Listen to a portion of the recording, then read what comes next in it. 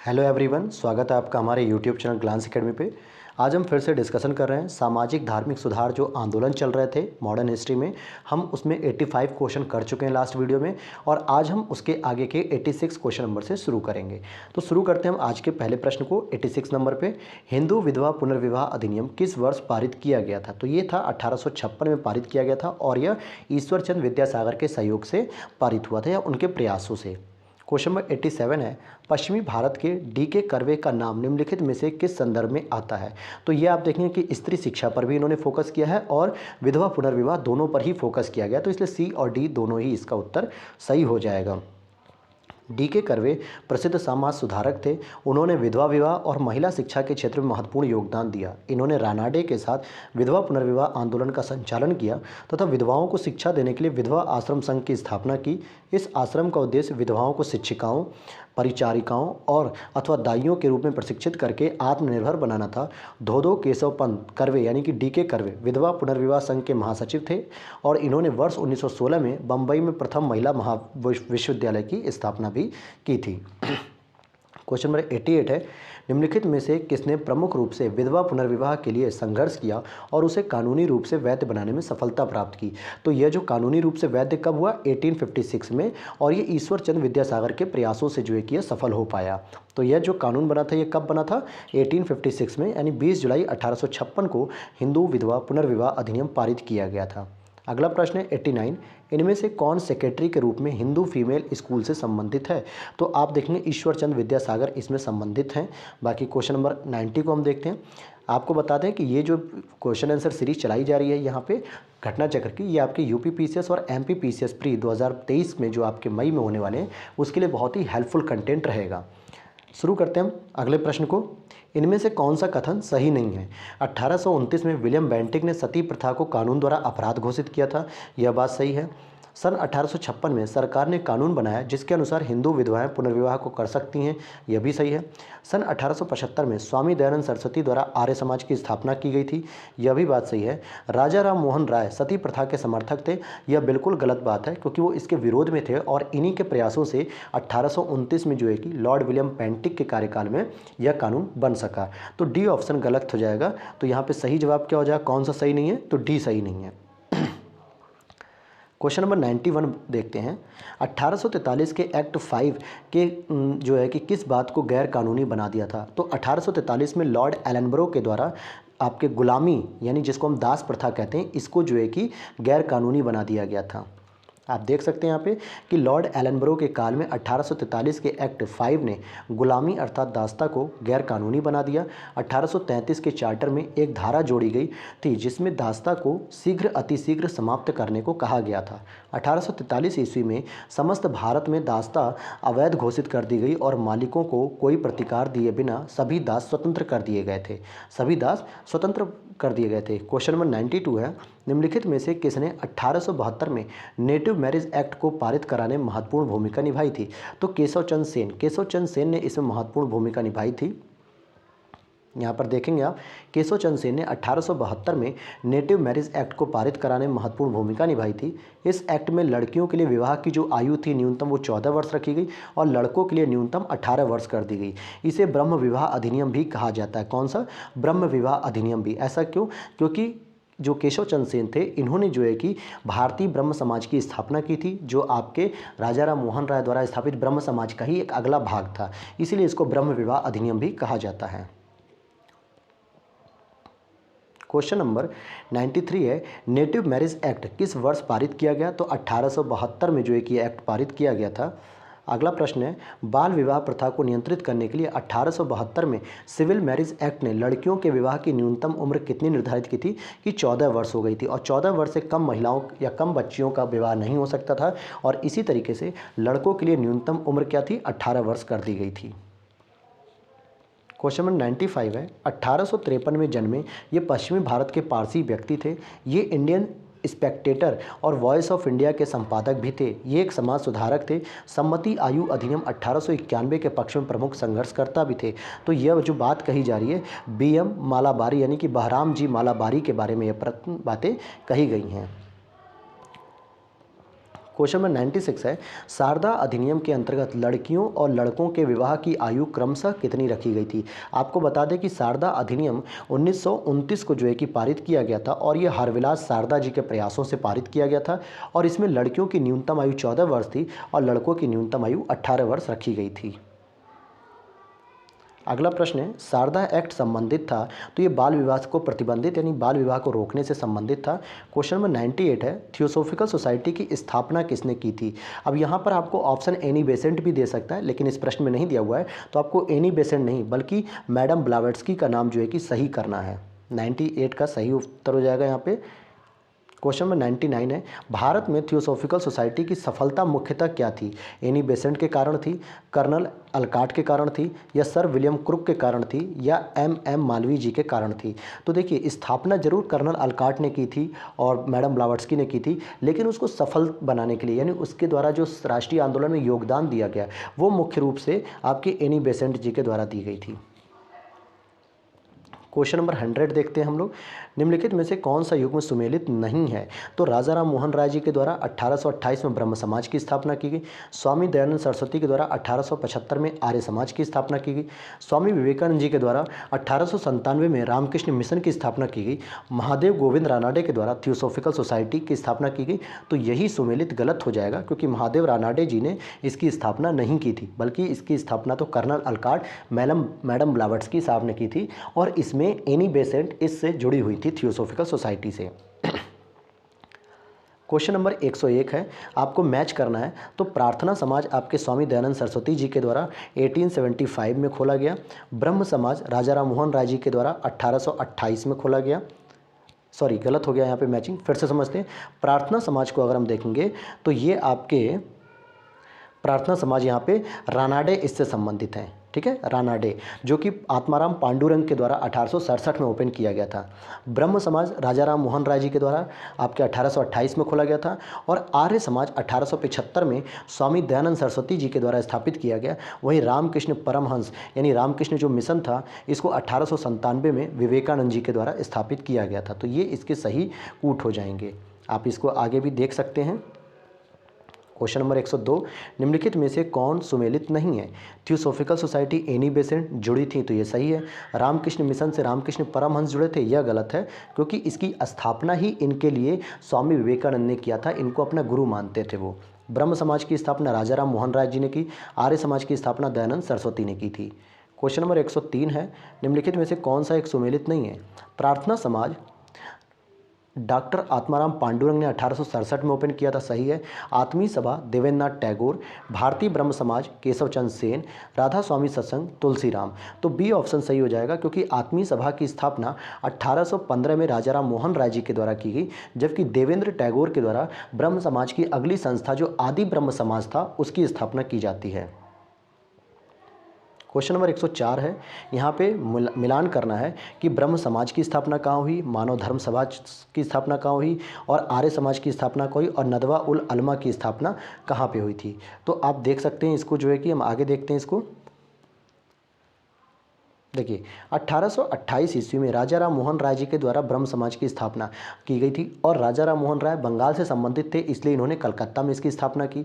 वहीं मानव धर्म सभा की स्थापना सूरत गुजरात में हुई। 1875 में दयानंद सरस्वती ने बम्बई में आर्य समाज की स्थापना की थी, जिसका मुख्य उद्देश्य था प्राचीन वैदिक धर्म की शुद्ध रूप से पुनः स्थापना करना था। नदवा उल अलमा की स्थापना लखनऊ में हुई थी। इसने मुस्लिम सामाजिक सुधारों के क्षेत्र में अत्यधिक प्रयास किए थे। क्वेश्चन नंबर 105 है, किस समाज सुधारक ने 1826 के जूरी अधिनियम का घोर विरोध किया था। राजा राम मोहन राय जी ने इसका विरोध किया था, जूरी अधिनियम का। इसमें क्या लिखा गया था, 1826 में जूरी अधिनियम या जूरी एक्ट पारित किया गया था, जिसके अंतर्गत न्यायालयों में धार्मिक आधार पर भेदभाव की शुरुआत की गई थी। इसके अंतर्गत यह प्रावधान था कि हिंदू तथा मुसलमान के मामले में सुनवाई किसी यूरोपीय अथवा भारतीय ईसाई जजों द्वारा तो की जा सकती है, किंतु किसी भी ईसाई, चाहे वह यूरोपीय हो अथवा भारतीय, की सुनवाई किसी हिंदू अथवा मुस्लिम न्यायाधीश द्वारा नहीं की जा सकती है। राजा राम मोहन राय ने इस भेदभाव का जोरदार तरीके से विरोध किया। अगला आपको सुमेलित करना है।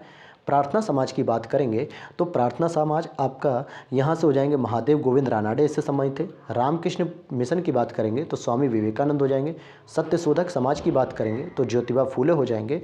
और Mohammedan Anglo Oriental College Aligarh Sir Syed Ahmad Khan इससे संबंधित हो जाएंगे।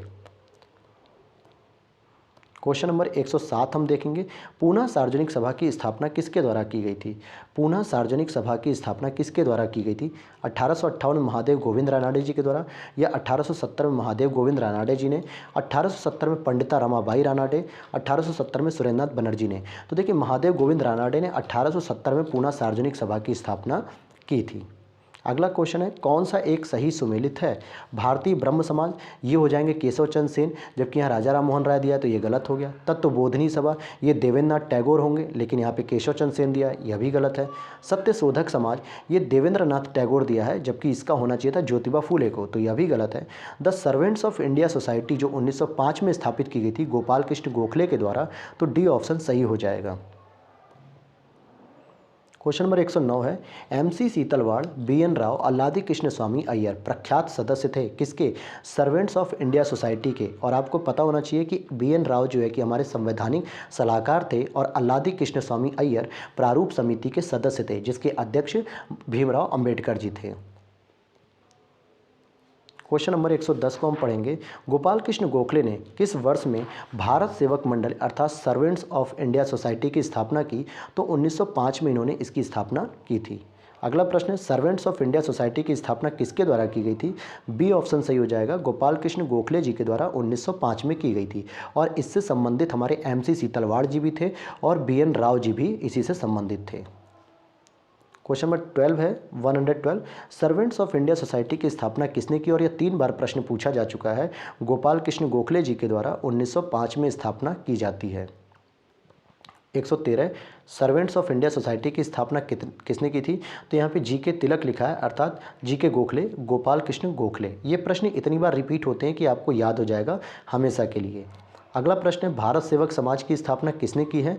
गोपाल कृष्ण गोखले ने। आप देखिए, भाषा बदल बदल कर कितनी बार एक ही प्रश्न को पूछा जा रहा है। बहुजन समाज का संस्थापक कौन था? मुकुंद राव पाटिल। मुकुंद राव पाटिल जो है कि बहुजन समाज के संस्थापक थे। क्वेश्चन है, किसके द्वारा मंदिरों में प्रवेश के अधिकार की मांग की प्रस्तुति के कारण 1899 में तिरुनेलवेली में भयंकर दंगे हुए थे? तो नाडार जो है कि इनके द्वारा मंदिरों में प्रवेश के लिए मांग प्रस्तुति की गई थी। क्वेश्चन नंबर 117 है, किसने कहा कि यदि भगवान अस्पृश्यता को सहन करते हैं तो मैं उन्हें कभी भगवान नहीं मानता, या मैं उन्हें कभी भगवान नहीं मानूंगा? तो बाल गंगाधर तिलक ने कहा था। छुआछूत उन्मूलन के लिए आयोजित एक सम्मेलन में तिलक ने कहा, यदि भगवान भी छुआछूत को बर्दाश्त करें तो मैं भगवान को नहीं मानूंगा। तिलक को लोग प्रायः लोकमान्य और भारत का बेताज बादशाह भी कहा जाता था। इन्हें बेताज बादशाह के नाम से भी जाना जाता है। हमारा नेक्स्ट क्वेश्चन होगा, यहाँ पे थोड़ा सा बड़ा है, इसको मिलान करना है कि राजा राम मोहन राय, केशव चंद्र सेन, दयानंद सरस्वती और रामकृष्ण परमहंस, इनके जो विचार थे वो हम इससे मैच कराना है। तो पहले हम पढ़ते हैं, यह कहा कि ब्रह्मवाद को विश्व धर्म बनाना चाहिए। तो विश्व धर्म बनाने की बात यहाँ पे हुई। हिंदू धर्म की पहचान वेदों से संस्थापित धर्म से की। तो देखिए, वेदों की अगर बात आ जाए हिंदू धर्म के लिए तो दयानंद सरस्वती का ही कार्य है, तो आप इसको मिला सकते हैं। इस पर जोर दिया कि ईश्वर तक पहुँचने के कई मार्ग हो सकते हैं। साथ ही चौथे ऑप्शन को देखें, यह कहा कि हिंदू धर्म का शुद्धतम रूप उपनिषदों में निहित है। तो देखते हैं, चलिए यहाँ पर हम पूरे डिटेल से पढ़ लेते हैं। ब्रह्म समाज के संस्थापक राजा राम मोहन राय ने हिंदू धर्म के रक्षक के रूप में सामने आए जब पाश्चात्य शिक्षा से प्रभावित होकर तरुण बंगाल ईसाई धर्म की ओर आकर्षित हो रहे थे। उन्होंने हिंदू धर्म के सिद्धांतों की पुनर्व्याख्या की और अपने सुधारों के लिए उपनिषदों से पर्याप्त मात्रा में आधार खोज निकाले। तो उपनिषदों पर बल कौन देता है? राजा राम मोहन राय। वहीं दयानंद सरस्वती जी ने वैदिक परंपराओं को ध्यान में रखते हुए वेदों की ओर लौटने की बात की थी, तो ये वेदों से संबंधित थे। केशव चंद्र सेन ने ब्रह्मवाद को विश्व धर्म बनाने का आह्वान किया था। और साथ ही रामकृष्ण परमहंस ने कहा था कि परमात्मा को प्राप्त करने के या ईश्वर को पास पहुंचने के कई मार्ग हो सकते हैं, भक्ति को मार्ग, ये सारी चीज़ों को उन्होंने कहा। 119 प्रश्न देखें, कौन सा सुमेलित नहीं है? यहाँ पे आत्माराम पांडुरंग प्रार्थना समाज सही है, दयानंद सरस्वती आर्य समाज यह भी सही है, राजा राम मोहन राय आदि ब्रह्म समाज यह गलत है क्योंकि ये देवेंद्रनाथ टैगोर के द्वारा इस्टेब्लिश किया गया था। तो सी ऑप्शन यहाँ पे सही हो जाएगा कि ये सुमेलित नहीं है। क्वेश्चन नंबर 120 है, निम्नलिखित में से कौन सा सही सुमेलित नहीं है? तो संगठन देखेंगे और व्यक्ति। यंग बंग आंदोलन हेनरी विवेन डेरेजियो सही है। बहिष्कृत हितकारिणी सभा ज्योतिबा फुले, ये ज्योतिबा फुले की जगह बी.आर. अम्बेडकर के द्वारा स्थापित की गई थी, तो ये बी वाला सही हो जाएगा क्योंकि ये सही सुमेलित नहीं है। वहीं थियोसॉफिकल सोसाइटी कर्नल अल्काट ने स्थापित की थी। यूनाइटेड इंडियन पैट्रियट एसोसिएशन, इसको 1888 में, कब? 1888 में सैयद अहमद खां के द्वारा स्थापित किया गया था, जिससे कांग्रेस का विरोध किया जा सके। क्वेश्चन नंबर 121 को देखते हैं। प्रार्थना समाज, यंग इंडिया, लोकहितवादी, सत्यशोधक समाज, रहनुमाई मजदैन सभा के लिए निम्नलिखित विकल्पों के सही संयोजन पहचानिए। तो देखिए, प्रार्थना समाज की अगर हम बात करेंगे तो पहले आत्माराम पांडुरंग हमें मिलेंगे। यंग इंडिया की बात करेंगे तो मोहनदास करमचंद गांधी मिलेंगे। लोकहितवादी की बात करेंगे तो गोपाल हरि देशमुख को कहा जाता है। सत्यशोधक समाज के लिए ज्योतिबा फूले हो जाएंगे और रहनुमाई मजदैन के लिए नौरोजी साहब हो जाएंगे। तो बी ऑप्शन सही हो जाएगा। इस तरीके से प्रश्न पूछा गया था। क्वेश्चन नंबर हम नेक्स्ट देखेंगे 122। निम्नलिखित समाज सुधारकों में कौन संस्कृत भाषा में प्रवीणता के लिए जाना जाता था? तो ईश्वरचंद विद्यासागर, दयानंद सरस्वती, राजाराम मोहन राय, ये तीनों ही लोग जो है कि इसके लिए जाने जाते थे। तो उपयुक्त सभी हो जाएगा 122 का सही आंसर। अगला प्रश्न है, निम्नलिखित कथनों को ध्यानपूर्वक पढ़िए। ब्रह्म समाज एकेश्वरवाद का समर्थन करता था, सही है। आर्य समाज ने शिक्षा के विकास में योगदान दिया, यह भी सही है। रामकृष्ण मिशन की स्थापना स्वामी विवेकानंद ने 1897 में की थी, यह भी सही है। तो तीनों ऑप्शन सही हो जाएंगे। तो ए ऑप्शन करेक्ट होगा। 1, 2, 3 तीनों ही सही हैं। अगला प्रश्न है, भारत में नारी आंदोलन इनकी प्रेरणा से प्रारंभ हुआ था। तो ज्योतिबा फूले की प्रेरणा से जो है कि नारी आंदोलन को शुरू किया गया था हमारे भारत में। क्वेश्चन नंबर 125 है, ब्रह्म समाज, रामकृष्ण मिशन और आर्य समाज में क्या समानता थी? तीनों ही राजनीतिक उद्देश्यों के लिए नहीं बने, लेकिन तीनों ने ही देशभक्ति की भावना के विकास में सहायता दी थी। तीनों ही संगठनों का प्रादुर्भाव बंगाल में हुआ था, तो यह बात गलत है। बंगाल में जो है कि आर्य समाज का नहीं, बल्कि आर्य समाज का तो बम्बई में हुआ, तो दूसरा तो गलत हो गया। तीनों ही संगठनों के संस्थापकों की शिक्षा इंग्लैंड में हुई थी, ऐसा नहीं है। राजाराम मोहन राय जी की तो शिक्षा इंग्लैंड में हुई थी, लेकिन विवेकानंद की शिक्षा, दयानंद सरस्वती की शिक्षा यहीं भारत में हुई थी, तो यह भी गलत है। तीनों ही संगठनों के संस्थापकों ने राजनीति में सक्रिय भाग लिया, ऐसा बिल्कुल भी नहीं है कि राजनीति में किसी ने सक्रिय भाग लिया, तो यह भी नहीं हो सकता। ए ऑप्शन सही हो जाएगा कि तीनों में यही समानता देखने को मिलती है। क्वेश्चन नंबर 126, निम्नलिखित में से कौन सा कथन सही नहीं है? डॉक्टर एनी बेसेंट थियोसोफिस्ट थी। थियोसॉफिकल सोसाइटी का अंतर्राष्ट्रीय मुख्यालय मद्रास में था। स्वामी दयानंद सरस्वती ने आर्य समाज की स्थापना की। महात्मा गांधी जी का जन्म गांधीनगर में हुआ, तो यह बात गलत है, पोरबंदर में हुआ था। कहाँ पे? पोरबंदर में। तो डी ऑप्शन सही हो जाएगा। अगला प्रश्न है, आंदोलन और उनके लीडर, तो ये देखना कि कौन से सही है कौन से गलत। अखिल भारतीय अस्पृश्यता विरोधी लीग जो है कि महात्मा गांधी के द्वारा स्थापित की गई थी, यह बात सही है। अखिल भारतीय किसान सभा स्वामी सहजानंद के द्वारा 1936 में इस्टेब्लिश की जाती है, यह भी सही है। आत्मसम्मान आंदोलन ईवी रामास्वामी नायकर के द्वारा चलाया गया था, तो तीनों ही स्टेटमेंट सही हैं, तो इसलिए डी ऑप्शन सही हो जाएगा। और ये IAS प्री 2019 में यह प्रश्न पूछा गया। क्वेश्चन नंबर 128 देखते हैं, नव बौद्धवाद के प्रतिपादक कौन थे? तो अंबेडकर साहब थे, और इन्होंने 1956 में बौद्ध धर्म को स्वीकार कर लिया था। क्वेश्चन नंबर 129, दार उल उलूम की स्थापना मौलाना शिबली नुमानी के द्वारा की गई थी। मौलाना शिबली नुमानी के द्वारा की गई थी। इसको पढ़ लेते हैं। दार उल उलूम नदवातुल उलमा, जो सामान्यतः दारुल उलूम के नाम से जाना जाता था, इसकी स्थापना 1898 में लखनऊ में की गई थी, और इसकी स्थापना नदवातुल उलमा द्वारा की गई थी। आगे देखते हैं, देवबंद आंदोलन यूपी यानी संयुक्त प्रांत में किस वर्ष आरंभ हुआ था? तो 1866 में देवबंद आंदोलन प्रारंभ किया गया था। क्वेश्चन नंबर नेक्स्ट है 131, 1924 का बंगाल का तारकेश्वर आंदोलन निम्नलिखित में से किससे संबंधित था? तो ये मंदिरों में जो भ्रष्टाचार हो रहे थे उसके खिलाफ था यह जो है कि तारकेश्वर आंदोलन। 1924 में बंगाल के तारकेश्वर शिव मंदिर के भ्रष्ट महंत के विरुद्ध यह तारकेश्वर आंदोलन चला था। महंत पर एक स्त्री के साथ अवैध संबंध तथा मंदिर के धन के दुरुपयोग जैसे आरोप लगने लगे थे। क्वेश्चन नंबर 132 है, हाली पद्धति संबंधित है किससे? तो ये बंधुआ मजदूरी से संबंधित था। बंधुआ मजदूरी का मतलब होता है कि आप मजदूरों से, किसानों से काम करा लीजिए, लेकिन बदले में उन्हें ना कोई वेतन मिलता, ना कोई अनाज मिलता था। इसी को बंधुआ मजदूरी कहा जाता था और यह हाली पद्धति इसी से संबंधित थी। सामान्यतः कहाँ थी? तो हाली पद्धति बंधुआ मजदूर और बंधुआ मजदूरी से संबंधित थी। हाली पद्धति के अंतर्गत बारदोली क्षेत्र जो आपके गुजरात में है में कपिल राज जनजाति के लोगों को उच्च जातियों के यहाँ पुश्तैनी मजदूर के रूप में कार्य करना होता था। क्वेश्चन नंबर 133 है, निम्नलिखित नेताओं में किसने क्रांतिकारी संगठन अभिनव भारत समाज की स्थापना की थी?